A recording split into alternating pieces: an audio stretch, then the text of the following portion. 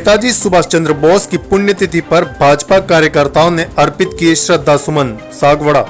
डूंगरपुर जिले के सागवाड़ा उपखंड अंतर्गत सागवाड़ा शहर के सुभाष पार्क में स्थित नेताजी सुभाष चंद्र बोस की प्रतिमा पर भाजपा नगर मंडल अध्यक्ष श्याम भट्ट के सानिध्य में नेताजी सुभाष चंद्र बोस की पुण्यतिथि पर श्रद्धा सुमन अर्पित किए गए। इस दौरान पूर्व नगर पालिका अध्यक्ष नारायण लाल दर्जी ने कहा कि सुभाष चंद्र बोस उन क्रांतिवीरों में थे जिन्होंने अपनी सेना तैयार की, विदेशों में रहकर फौज का गठन किया और अंग्रेजों से आजादी दिलवाई।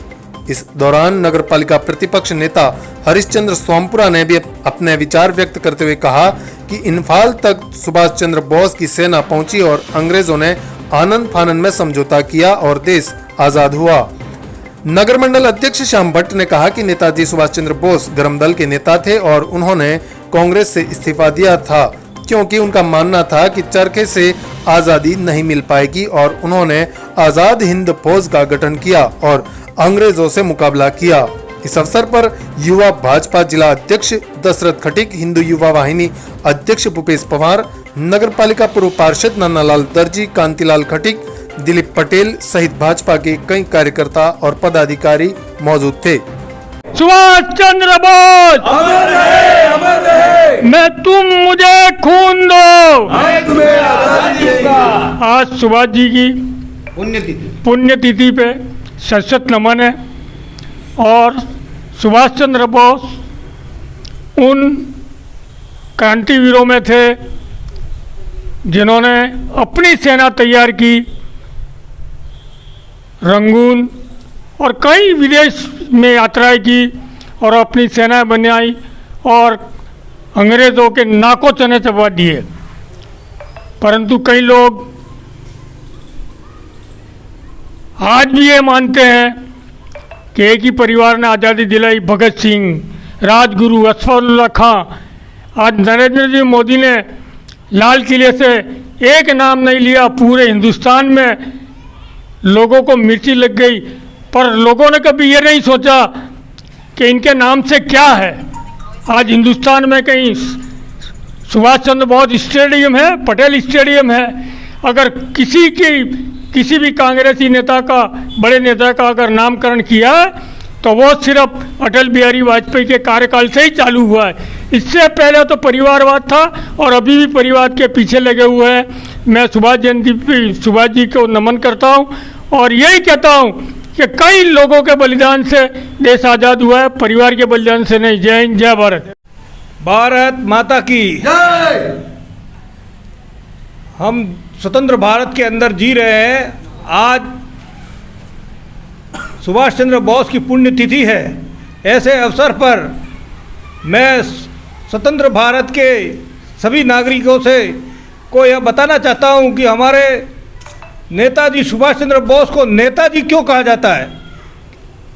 यह एक ही व्यक्ति ऐसा था जो 1940 के अंदर त्रिपुरा अधिवेशन जो हुआ, उस अधिवेशन में बहुत ही कम उम्र के सुभाष चंद्र बोस को राष्ट्रपति चुना गया था, क्योंकि तत्कालीन समय में कांग्रेस के अंदर जो अध्यक्ष चुना जाता था उसको राष्ट्रपति कहा जाता था और उनको जो चुना गया था वो महात्मा गांधी की इच्छा के विरुद्ध चुना गया था। इस कारण से उनको उनके साथ में महात्मा गांधी ने सहयोग नहीं दिया।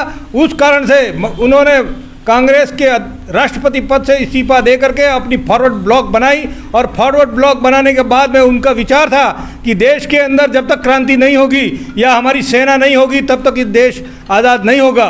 महात्मा गांधी और सुभाष चंद्र बोस के बीच में यही एक विरोधाभास था कि वह सेना चाहते थे, सेना के माध्यम से चाहते थे, महात्मा गांधी अहिंसा के माध्यम से चाहते थे। इन दोनों के अंदर जो विरोधाभास था उसके कारण से उन्होंने विश्व के अंदर जा कर के द्वितीय विश्व युद्ध के अंदर अंग्रेज़ों से स्वतंत्रता हासिल करने की योजना बनाई और उन्होंने जो सेना बनाई थी, रास बिहारी बोस ने जो सेना बनाई थी उसका नेतृत्व करते हुए वह इम्फाल तक युद्ध करते हुए आए और इम्फाल की पहाड़ियों को उन्होंने आज़ाद कराया। और देश की सबसे पहली अगर सरकार कोई बनी है तो वो सुभाष चंद्र बोस के नेतृत्व में बनी है और देश का प्रथम राष्ट्रपति भी सुभाष चंद्र बोस ही है।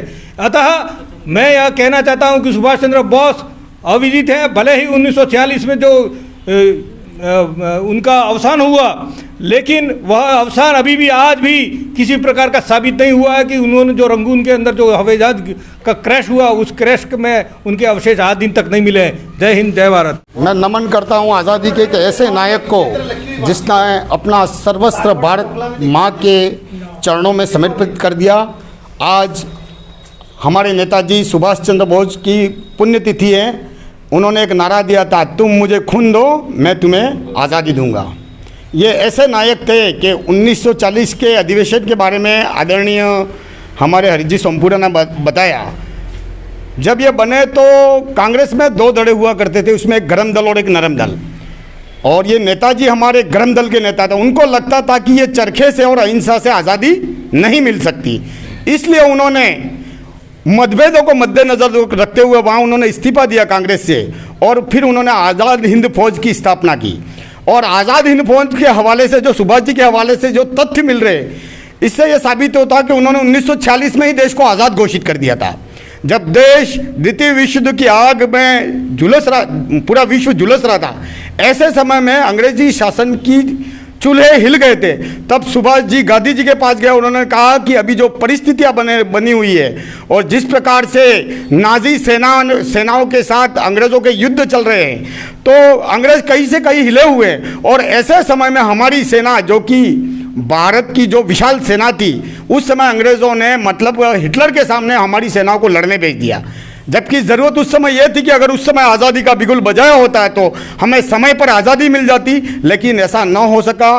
परिस्थितियां दो गुटों में भारी मतभेद थे, लेकिन जो भी भारत माँ के लिए हमारे नेताजी ने जो समर्पण किया उसको मैं आज याद दिलाते हुए उनको शत नमन करता हूं और आज उनको पुष्पांजलि अर्पित करते हुए भारतीय जनता पार्टी नगर मंडल द्वारा सभी कार्यकर्ताओं के द्वारा श्रद्धांजलि अर्पित की जा रही है।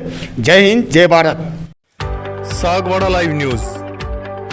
जी हां, लेटेस्ट खबर पाने के लिए चैनल को सब्सक्राइब कीजिए, वीडियो को लाइक कीजिए और शेयर कीजिए। धन्यवाद।